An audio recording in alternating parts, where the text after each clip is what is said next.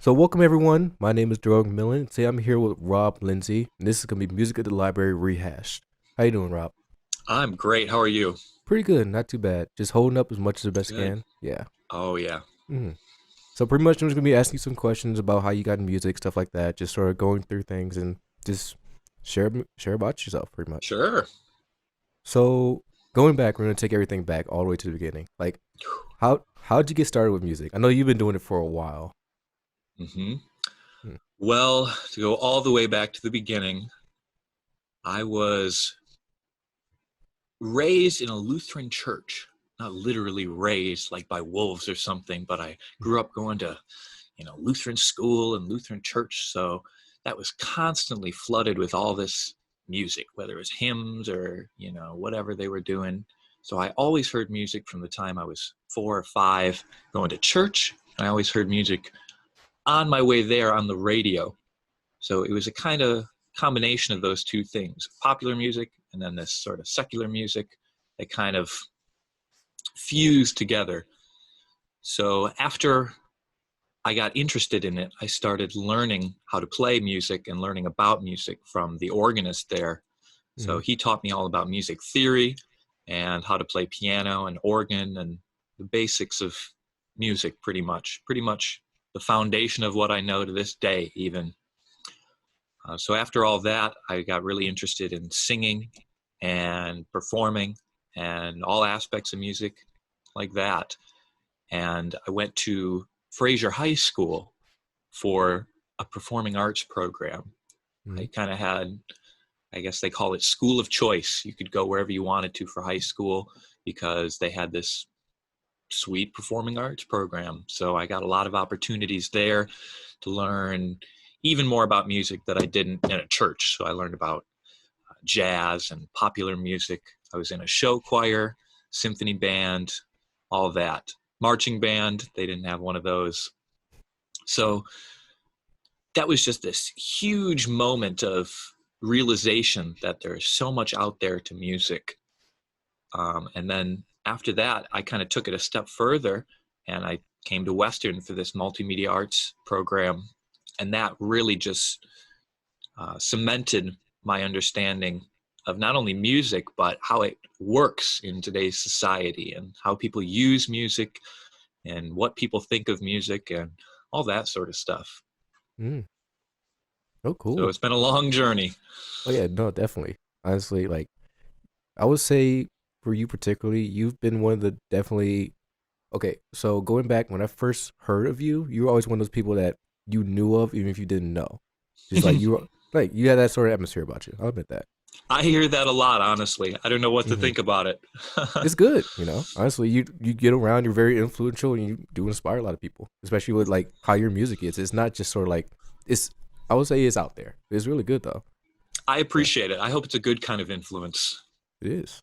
Going going off of that, like, how would you describe how your music is? mm. That's sort of First like of in all, depth. Yeah. yeah, music is hard to describe to begin with. You know what I mean? hmm But if you kind of know my background, like I just explained, and all these different little pieces of different kinds of music that I've been influenced by, the more you understand that, the more you can kind of understand the direction I've been going in and will go in probably. So to my music, there's certain elements of classical music, there's certain elements of jazz, there's certain elements of just pop and rock, and each song is kind of different. I know lots of artists say that about themselves and their songs, so it's kind of a cop out answer, but I don't I don't like to think I write music in a particular style or based on one particular artist, except maybe Frank Zappa. But it's just kind of what I hear. I might hear an idea for instance, Feel Good Vibes. I just had that as a more poppy sort of song. hmm And then I had an idea for the song called Fresh Vegetables, which is totally progressive. There's never a repeating section really. It's just almost like modern classical music with a jazz twist. It's hard to describe. All my music's pretty eclectic. hmm You pretty much just try to fuse everything. It's like I said, whatever just sort of feels and sounds good. Yeah. Yeah, yeah, exactly. Hmm. So I guess going off that, what sort of like inspires you? Not just necessarily from like the musical aspect of it, or maybe just like life in general. What sort of like what gets you going music wise? Hmm. Um, I'm not perfect at it. Nobody really is. You know, I can find times where I'm inspired and I'll sit down and I'll chunk something out, write a big piece or write, maybe just a little bit that I'm really inspired by. But I think that might give people the impression that I'm inspired all the time, Mm-hmm. which I'm not. It's not easy to be as an artist, so I think that's something I struggle with is figuring out how to be inspired all the time, because it's not easy to just sit down every single day, write music, and come up with something new and fresh that you're proud of and enjoy. So I kind of take inspiration from just the everyday things in life. If I have a good encounter with somebody like you, a nice interview, I might go sit down and write something, say, oh, Mm-hmm. this is what I was thinking during that time. This is kind of how I'm feeling right now. But I think kind of leaving it that way um, makes what you come up with when you're inspired better than forcing yourself to be inspired over nothing sometimes and just trying to write just for the sake of writing. Mm-hmm. I'd rather just kind of, maybe every week, every couple weeks, just have, a nice conversation with somebody, hang out with a friend that just was kind of impactful, or maybe it's a negative thing. Maybe somebody died in my family and that kind of inspired me to write something or put something down on paper. I feel kind of leaving the inspiration up in the air and just letting it happen when it happens makes what you come up with even more meaningful. Mm-hmm. Yeah, totally. Like I think a lot of people, especially when they're first getting started, they're trying to figure out what can they actually first off, what can they really write about for one thing. Mm, They're trying to always trying to find something. Something. It's really one thing. It's sort of like it has to hit you yeah, almost. Yeah.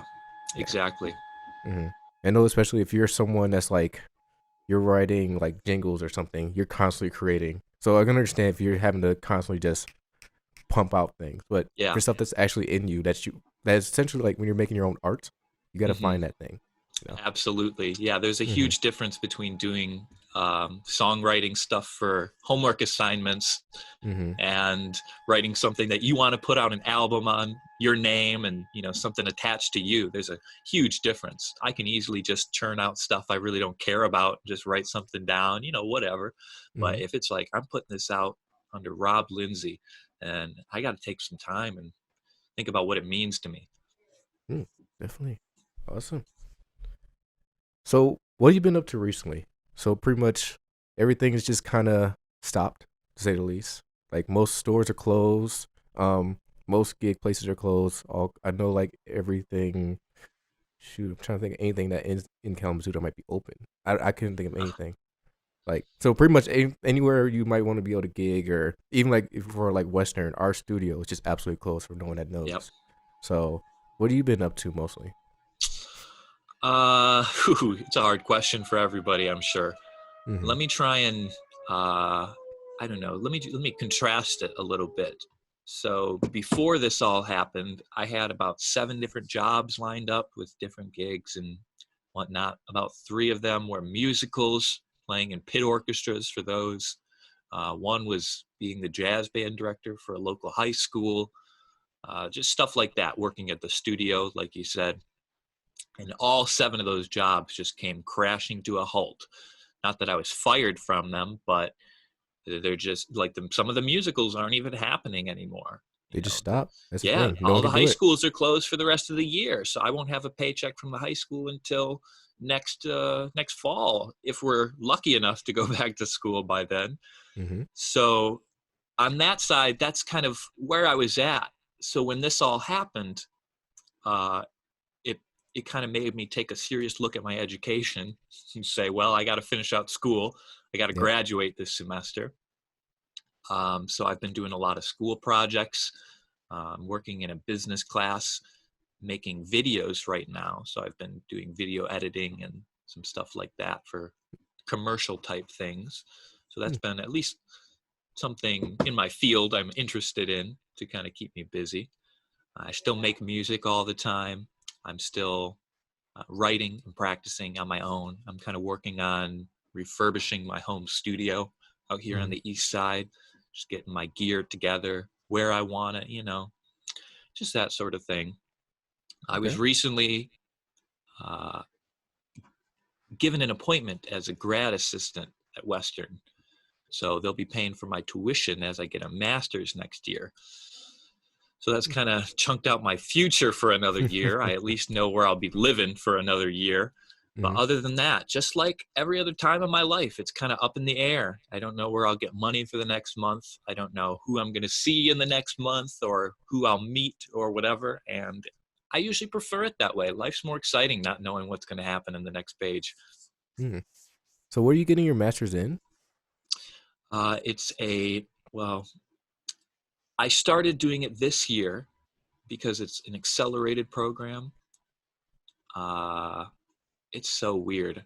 Western, I don't know how it works, but apparently you need 30 credits for the degree and you Mhm. can dual enroll 12 of them. So all the classes I was going to take for my undergrad counted towards my master's.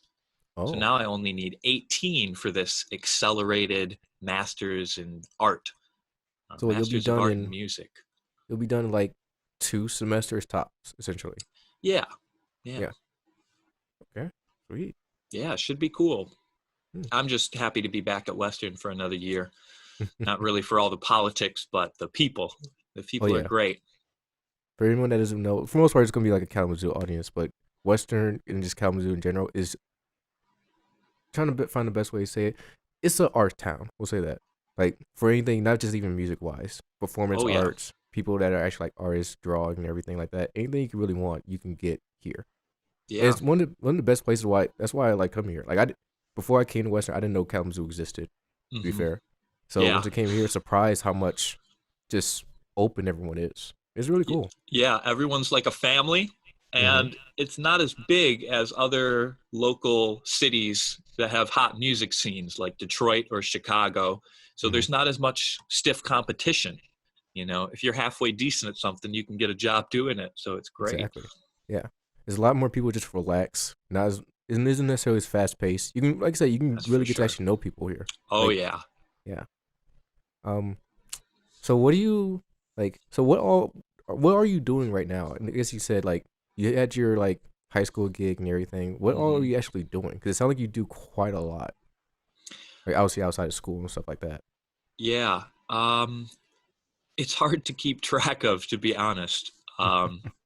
I work for that local high school. I'm their jazz band director, and I do the live sound for their marching band and their indoor percussion ensemble.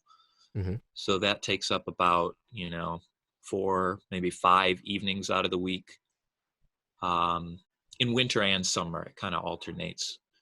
So I also have the musical scene, like I mentioned. I've Mm-hmm. done as many as 3 musicals at a time, just week after week, playing different musicals in different places over Michigan. I Jeez. find it fun. Yeah, it's different, Mm-hmm. different way to make a paycheck.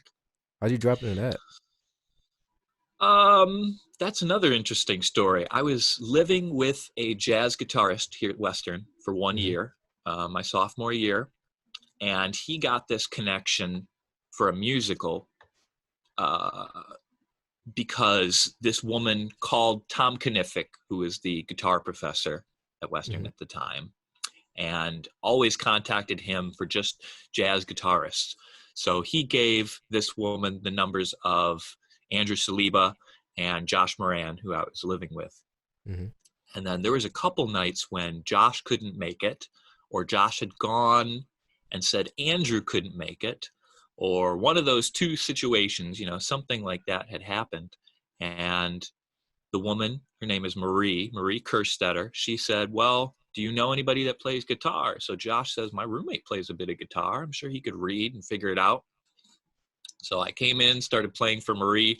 She was this wonderful, sweet little old lady. I mean, she's just perfect. She's all you can ask to have as a musical director when you're playing in a pit. She knows what she's doing. She just gets the job done. So working with her was fantastic. Um, After the first or second week uh, of playing the musical, I had memorized the book, so I just hadn't been opening my book anymore. And she noticed that. So she was like, wow, you really know how to read. You can memorize this music very quickly. Like, I'm going to call you as often as possible for these. Mm-hmm. And just to cement that in, it might have been one or two shows after that, she went down to play her piano 5 minutes before the show was supposed to start. Somebody even started like talking beforehand, giving the pre-show announcements and whatnot. She's like, okay, here's an A so you all can tune. She plays a note and nothing's coming out of the piano. No Oh. sound. Yeah, so it was like, what is happening? Nothing's coming out of this keyboard. She's the most important thing in the show. It was like a country western musical. It was like a Mm-hmm. live Grand Ole Opry show. It was very interesting. Was So it an she had, actual? Was it actual piano, or was it like a keyboard type thing? now I said piano because it was a keyboard, but they had built this sort of box that looked like a honky tonk piano, and they sat the keyboard inside of it. So it felt like a piano the whole time. But it was all electric, so I figured it was just a cable or something.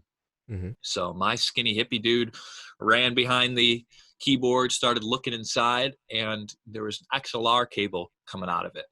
Mm. So I said, it's probably something with that not reaching the mixer because it was all going through the front of house. So I go back to the sound engineer. I'm like, hey, this is not working. Do you have any extra cables? She didn't really know much about it. So she just points to a bag of cables and says, go ahead, look through there.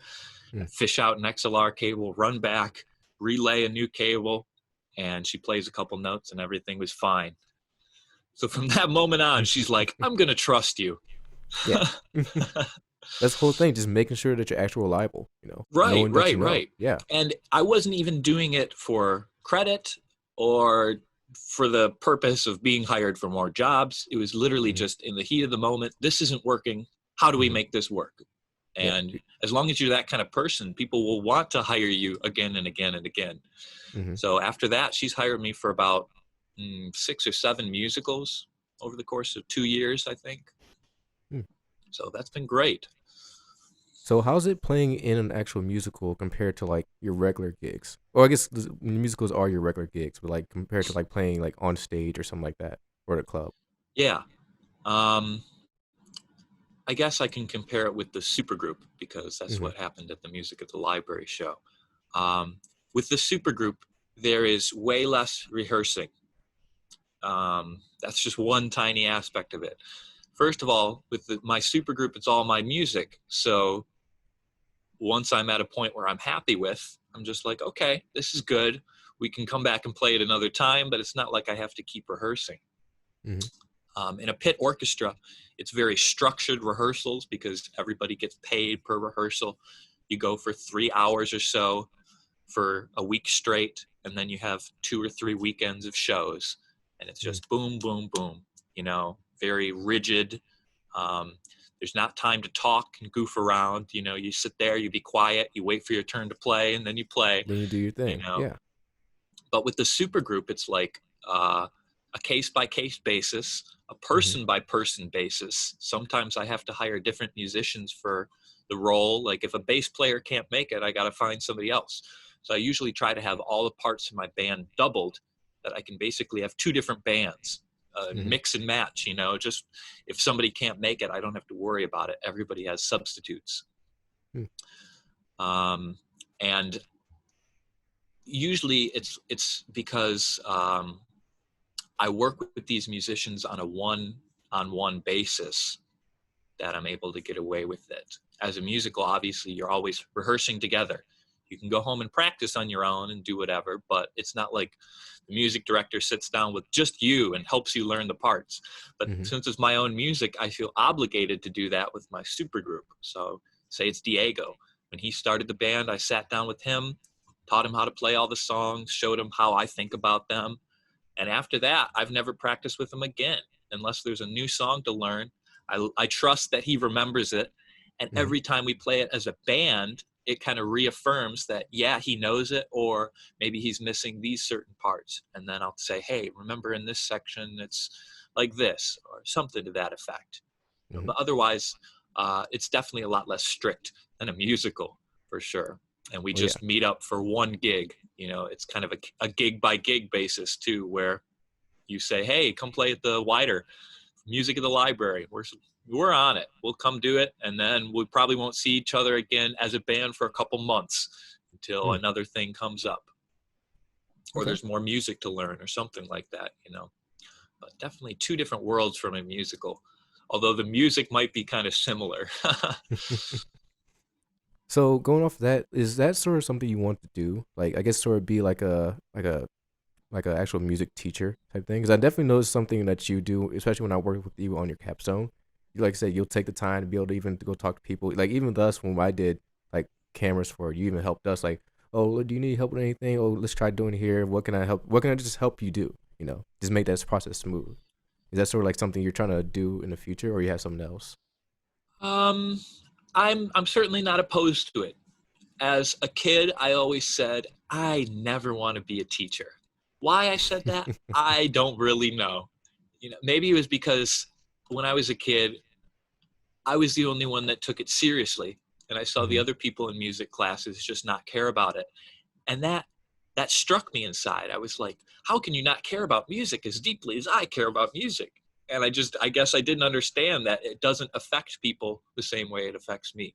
Now I understand that completely. But back then it was like, I just assumed everybody would love music as much as I love music. And that's simply not the case. Now that I've realized that, I think I'm more okay with being a teacher, because if whoever I'm teaching doesn't really care, it's not like I don't care, but I mean, you can lead a horse to water, right? I mean, Hmm. you can only go so far giving them the resources you have to make them as interested as possible. But I do like teaching people. It's not like it's something I necessarily want to go into. But the kind of cop out answer I give people is that I'm happy doing with what I'm doing right now. I'm not necessarily trying to change that in the future. I'm Hmm. hoping more opportunities will keep come up. Maybe a big opportunity comes up somewhere in New York or California or something, and I go off do that for a while. But it's not like I'm necessarily, you know, reaching out for those opportunities. It's kind of whatever happens, happens. Yeah, it seems like you're pretty set what you have right now. At least for like obviously not what's going on right now, but Right. yeah. Right. I'm not raking in the big bucks, but I'm able to pay my bills every month and eat. Hmm. And, that's really all that matters. I have people I care about and enjoy, people like you I get to see at the MAP program and do stuff Hmm. like that. And it's all good fun. Like you said with the capstone, I don't even think about reaching out to help people. It's just sort of natural, especially when it was all my responsibility. It's like, oh, I know I wanted to put together this huge project and all these people came to do video. So how can I make them feel better? What's going to Hmm. make them want to be here doing this and not just say, oh, this guy sucks. Most people work for guys that just, or women or whoever, that just, They're sometimes they just bossy. don't care. Yeah, they're Yeah. bossy, and not just bossy, but like it's what I say goes, and that's how it is. You Hmm. know, there's times when you got to be like that, but for the most part, you got to let people do their own thing. Hmm. Especially if it's something that you kind of are like on the periphery of, you know. Like obviously, if, going back to like the whole video example, video, stuff like that, film. But even Mhm. like everyone has their own specialty. Like some you can guide them in the right direction, but they know the way, type Yeah, thing. So yeah. exactly. I never thought of myself as an expert in video, but I just figured saying to these people, hey, is there anything I can do? Maybe help you set up some of your equipment, maybe bring Hmm. in stuff, just get you some coffee or something, whatever. I made sure I had enough people there because there was 30 to 40 people there just Oh yeah. to keep the whole process rolling. And just for people that don't know, like Western Sound Studios, that's like Western's like big studio. That's like what like trying to think like actual like space wise. It's like 300 feet maybe. Yeah, like square feet, Yeah, square feet. probably. Yeah. Yeah. So that's 30 people in and out of the studio going between like our little utility closet and everything in that Yeah. small space. So it's hectic. Yeah, we'll say Yeah. that. It was hectic for sure. And, it took every waking moment of my consciousness to not be bossy. Not that I would naturally be bossy, but It's stressful. Especially, That's yeah, the it is thing. stressful. And especially once we started recording the music and we had been recording for 2 or 3 hours, you can get the feeling that not everyone wants to be there.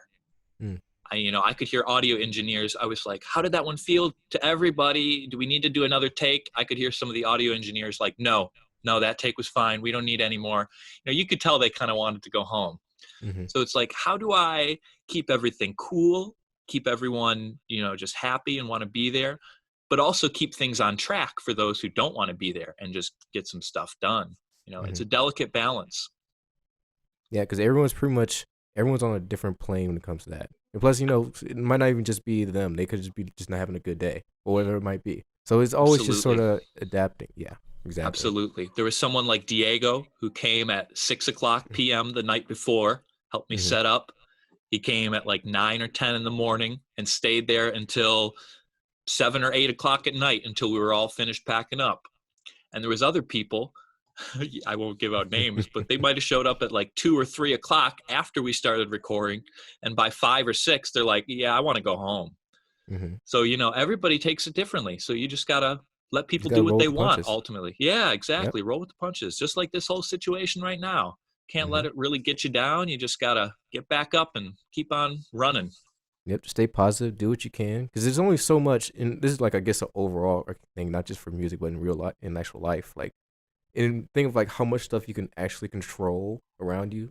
Like there's like this giant circle, and then like small. This is what you control. This is what you can actually affect, even smaller. So this is all more or Yeah. less just how what you can actually affect. Just doing what you can do.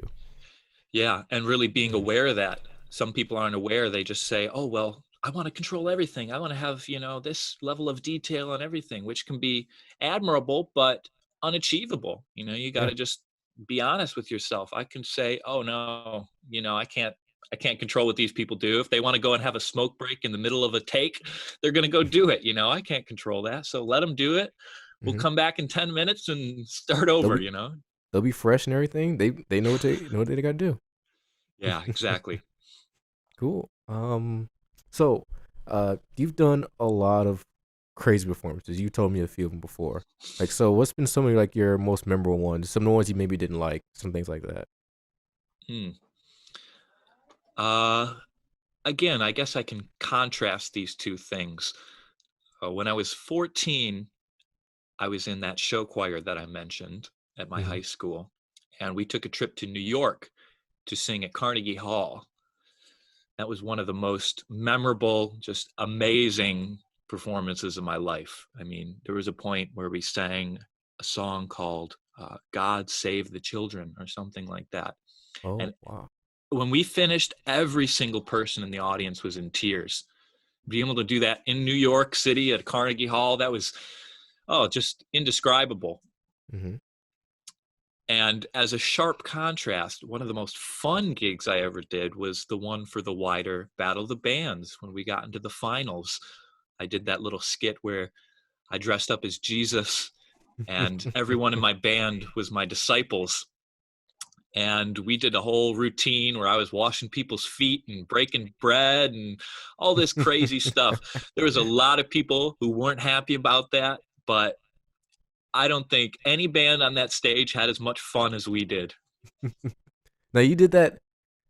So where did you do this? Was it at Dalton? I forget That where was it was that that was year. yeah, that was at Dalton Recital Hall. Okay, because I remember hearing like faint parts of it. I just didn't remember what happened when it happened. Like, oh my Hmm. gosh. So how did that like? Did you think of that, or was it just like a group thing you guys decided to do? It was definitely something I just thought about. Maybe me and my buddy Mustache Pete, we kind hmm of collaborated and just came up with the general idea. And then he hashed out some sort of script. I kind of gave direction and I wrote all the music and arranged all the parts. But that was the closest thing to my capstone in terms of size that I've ever done. I had two drum set players, a bassist, Jessica Ivy singing backup vocals, and then there were I played guitar and keyboard. And there was also violin, tenor sax, flute, and trumpet. So it was just a huge. I don't even Just know what to giant, call it. Yeah. Giant production. Yeah. Yep, it was big. It was a production, that's for Yeah. sure. The Mm. script and the prop list really sold it. That's what made me feel like it was legit. Oh man, would you do something like that again, or is that kind of like that's we kind of pushed the line just a little bit too much for that one? um, the whole Jesus aspect, I feel like I said what I had to say. I tackled that well. And Mm-hmm. would I do something like it again? Yeah, maybe not with the whole theme, but Mm-hmm. something to that scale. And even if it offends people, that's not even what I was thinking going in. Was like, yeah, let's offend some people today. It's like, no, this is just my idea, and it happened to offend people. So Yeah. that's on them. That's not on me. As an artist, I got to say what I got to say, and it's going to be said. If they're Mhm. offended, then they don't have to listen to it. Fair enough. Uh, so I guess one going back on that. So what was like one of the ones that you definitely was like, I cannot do this again. Like a gig where you're like, this is absolutely just crazy. I can't do Hmm. this. There have been many. Mm-hmm. There's certainly been musicals I've played that they were not my cup of tea. Not even so much the people or the environment, but just the music itself. That Mm-hmm. can kind of make it not so fun. Um, I once played in a country cover band, and that wasn't bad in terms of just music. Um, and even the people in the band, they're good people, but the people you would meet because of it in the Mm-hmm. bars late at night, because that's your only gig. You're playing bars from 8 p.m. at night to 2 in the morning when they close. Jeez. Yeah, so you met a lot of drunk people. That's all I can say. And I'd you imagine. learn, yeah, you learn how to handle them. You know, there's a certain you uh, you kind of just curve them. You just kind of just like, yeah, sure, let's go with that and just keep going. right, but there's a certain degree of that where they realize you're just curving them, Mm-hmm. and that'll get them even more pissed off. So you got to Oh. avoid that too. You know what I'm saying? Like if Mm-hmm. they think you're treating them like a child, they're gonna pick up on that and maybe throw some punches. There were some dangerous nights out there. I almost saw another guitar player get into a fight with a guy because he was talking about how his shirt looked tight or something like that. It was ridiculous. Oh my gosh. So I don't really miss doing that. Fair. Yeah, I can Just for understand the that. just for the danger associated with the job, you Mm-hmm. know. But Some other than people. that, Well, yeah, some people like doing that. Honestly, especially oh yeah, like if you like going to like clubs and being like a DJ or something like that. Depending on what club you go to, that's just the life. That's just what you do essentially. So. absolutely. And I Mhm. totally respect everyone who does it because I couldn't handle it. I could handle a lot of weird stuff, but that was just too much. It was too Mhm. violent for me. I like the mellower crowds, play a basement show where everybody's stoned or something. Then they're not going to throw punches at you. Mhm. They'll come up and give you a hug. That'd be like Yeah. that's the worst thing. Yeah. Offer you beer and weed and stuff. Oh, no. um, here I'm just checking my list real quick. Sure thing. Uh, I think that's pretty much everything, honestly. Um, so for the future, what's some things you planning on doing? Actually, let me take a step back. What do you actually play? Because I know you play guitar, I know you play keyboard, I know you and bass. Like, what else do you do? I've also dabbled in percussion. Mm-hmm. I have a very good friend who is a well-rounded percussionist, and him and I are just so close that I kind of learn from him by osmosis or something. Just being around so much percussion all the time helps me learn that. Mm-hmm. But those are the sort of main instruments, like rhythm section type instruments: bass, drums, keyboards, and guitar. But I also played the tuba in high school. I did that in the marching band, played the sousaphone. So I Oh my kind of have gosh. a basic knowledge of brass pedagogy. Mm-hmm. When I'm teaching these high schoolers, I can know the trumpet fingerings because those are all the same. French horns, pretty similar to trombone, is just based on the overtone series, so I can get uh, the slide positions for them. So I'm okay with brass. Woodwinds I don't know too much about though. I can arrange for woodwinds. I know the registers of woodwinds and the keys and all that, but never played them much myself. Yeah, I think that's pretty much it. Mm, okay. So what did you started with? We started with was it guitar? Because I know you started in church. I guess I started by singing in church, as Oh. simple as that is. I always loved to sing, Mm-hmm. and I still love to sing. It's pretty fun. But then I started taking up the keyboard because of the organ. Mm, So the organist taught me how to play the organ. That kind of made me just want to sit down behind a piano too and figure out how that worked. And then just on my own free time, I figured out how to play the guitar and the bass for eighth grade or something. And was just kept at it. mm, okay. So what do you think is like your favorite one if you had to choose? Hmm. Like of everything you can do. Um, Maybe the piano Mm, because of the unlimited amount of polyphony. mm, you know, mm-hmm. So with the, just so people don't know, what is polyphony? If you could explain that. being able to play multiple notes at the same time on the same instrument. Mm-hmm. So on a guitar, there's 6 strings, maybe 12 strings if you're playing a 12-string guitar, but only 6 different notes. All the 12-string guitars are tuned to the same note. It's not 12 different strings. So that's only 6 different pitches you can have on a guitar at the same time. If it were a 12-string, some of them would be up an octave, but it's going to sound pretty much the same. Yeah.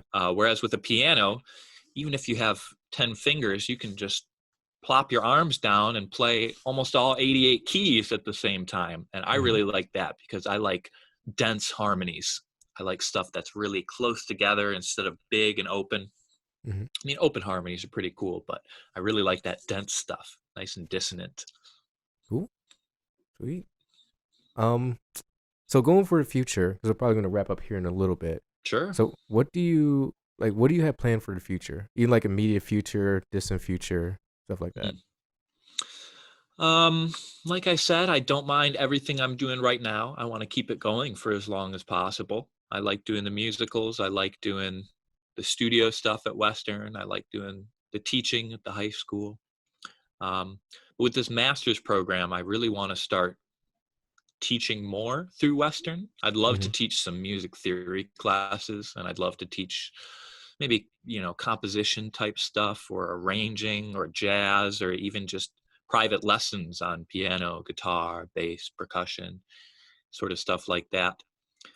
Um, Even, yeah, the Mac classes too. I'd love to teach some technology based stuff, whether it's coding or effects processing type stuff. All that's really interesting to me. And I feel that the more you talk about it and have to explain it to others, the better you understand it yourself. I've been tutoring music theory through Western for the past 7 semesters now. And even though I knew music theory pretty well going into it, I can say I understand it so much better now because I've had to explain the same concepts to a bunch of different students in different Mm-hmm. ways. So I have to understand it in a bunch of different ways too, you know. So I know at least for one more year while I'm doing this master's, I'll be doing all that. And I'm hoping to apply for a screen scoring master's out in California. There's this program called screen scoring at USC Thornton. Uh, it just seems incredible. You get to write and arrange for a 50, 60 piece orchestra as your senior capstone, which was Wow. close to what I was doing here at Western, but double the size, Mm-hmm. you know. So I would feel like I'd have a lot more opportunities out there doing stuff like that if I could make it. Yeah, definitely.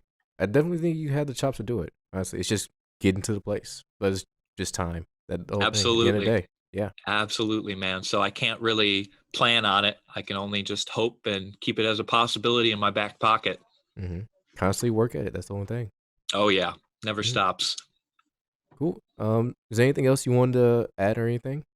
I'm gonna add it where you can plug everything after this, but Other than that, I think I'm all set. You've got my life story now. everything's out there. Everything's good. Yep. I hope it's good. Oh, Hope it's not questionable. just a little bit shady, but no. So how can people find you? Like, do you have like your Twitter or like your Instagram? Like, where do you actually post your stuff, and how can people get in contact with you if they need to? That is a tricky one.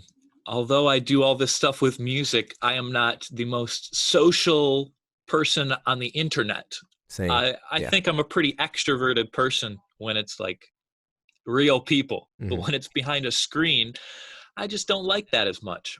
I do have a Facebook, my own personal Facebook. I think there's a Facebook for my supergroup too. I think there's an Instagram for my supergroup, all of them under Rob Lindsey and his supergroup. Um, and I did release an album a couple years ago. I think it was 2017 Mm-hmm. under the band name Spectrum. So if you want to listen to what I currently have out, it's Feel Good Vibes by Spectrum. You can find that on any streaming service or any platform like that. And hopefully by the end of this year, who knows how long it'll take now, but I'll be able to release my capstone footage and all the music as an album. And that will be under Rob Lindsey and his supergroup. Not sure of the album name yet or anything like that. Haven't really put too much thought into it. It's just been the music at the forefront of my mind right now. But eventually people will be able to hear it for sure. I'll put some stuff out on the Facebook page and on the supergroup Instagram and whatnot. Cool. Awesome. All right, everyone. That's been Rob Lindsey. This has been Music Library Rehash. Awesome, Rob. Thank you again. It's been great, honestly. Of course. Thanks for having me. Cool. Awesome, guys. We'll catch you later.